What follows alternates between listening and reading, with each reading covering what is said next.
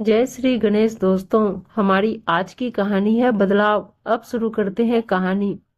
आजकल की बहुओं को भी ना पता नहीं क्या हो गया है, शर्म लाज लज्जा सब बेच दी है।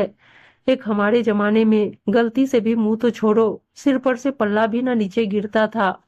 और अब तो बहुएं अपने अंदरूनी वस्त्र खुलेआम रस्सी पर सूखने डाल आती है।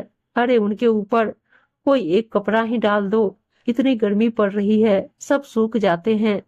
पर नहीं, प्रदर्शनी लगानी ही है। विमला जी गुस्से में बड़बड़ाए चली जा रही थी, पर रिया उनकी बात एक कान से सुन दूसरे कान से निकाल रही थी। रिया, जो अभी 2 महीने पहले ही शादी होकर इस घर में बड़ी बहू बनकर आई है। पहले तो रिया शर्म के कारण अपने वस्त्रों को बड़े कपड़ों के नीचे डालकर ही सुखाया करती थी, पर अभी पिछले हफ्ते ही उसे यूरिन इन्फेक्शन हो चुका है, जिससे वह अपने मन की बात कह पाती। उसे समझ ही नहीं आता कि आखिर जब घर के मर्दों के कपड़े खुलेआम सूख सकते हैं, तो फिर सिर्फ स्त्रियों के कपड़ों पर ही रोक क्यों। पर रिया ने भी ठान लिया था कि वह आज इस बारे में मनोज से बात करके ही रहेगी।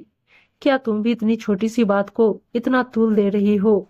हर एक कमरे के बराबर का इतना बड़ा बाथरूम बनवाया है, तुम वही अपने कपड़े सूखने डाल दिया करो। जब पापा कारखाने निकल जाया करे, तब दोपहर में उन्हें धूप दिखा दिया करो। अब हमारे यहाँ ऊपर नीचे वाला हिसाब तो है नहीं। मैंने तो कई बार माँ को ऐसे ही करते देखा है। पूरा दिन क्या इसी तामझाम में लगी रहूं कि कब कपड़े बाहर सूखने डालूं, कब कोई मेहमान आ जाए तब अंदर लेके आऊं। तभी तो कहते हैं घर में एक बेटी होना बहुत जरूरी है। खैर, मैं भी किससे बात कर रही हूँ, दीवार पर सिर मारने से चोट मेरे ही लगनी है। बात आई गई हो गई। रिया ने अपने अंदर के कपड़े अपने बाथरूम में सुखाना ही शुरू कर दिया। बहू कहाँ है? शंकर जी ने आवाज लगाते हुए कहा। अरे वो तो रसोई में खाने की तैयारी कर रही है। विमला जी ने कहा। क्या हुआ? बहू से कुछ काम था? अरे नहीं, वो पड़ोस वाले शर्मा जी आए हैं। 4 महीने बाद उनके बेटे की शादी है, तो हमारे मनोज के रूम का इंटीरियर देखना चाहते थे। अगर काम अच्छा लगा तो उसी से काम करवाने के इच्छुक हैं। नमस्ते भाई साहब। विमला जी और शंकर जी दोनों ही उन्हें बहू रिया के कमरे में ले गए। थोड़ी देर इधर उधर की बातचीत करने के बाद शर्मा जी तो अपने घर चले गए, पर विमला जी एक बार फिर से रिया पर फट पड़ी। बहू, ये कोई तरीका है? अपने कपड़े बाथरूम में इस तरह कौन सूखने डालता है? मेरी तो शर्मा जी को देखकर आंखें ही शर्म से झुक गई। बेचारे वह भी झेप गए थे।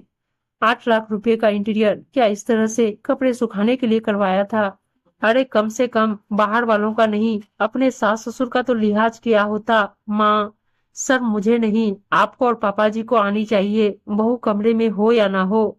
आखिर कौन इस तरीके से बहुओं का कमरा बाहर वालों को दिखाने ले जाता है? क्या आपने भी कमरा बनवाने से पहले ऐसे ही बहुत घरों की बहुओं के कमरे देखे थे? चलो मान लिया, कमरा देखने ले भी गए, पर बाथरूम कोई देखने की चीज है? काश आपने 8 लाख रुपए जो कमरा बनवाने में खर्च करे, उसमें से कुछ 1 लाख रुपए निकाल कर बहू के कपड़े सुखाने के लिए एक प्राइवेट कमरा और बनवा लिया होता, तो आज ये दिन नहीं देखना पड़ता। रिया का गुस्सा फूट पड़ा था और वह विमला जी पर फट पड़ी। एक स्त्री होकर भी आप ऐसी बात कर सकती हैं, मैं सपने में भी नहीं सोच सकती माँ।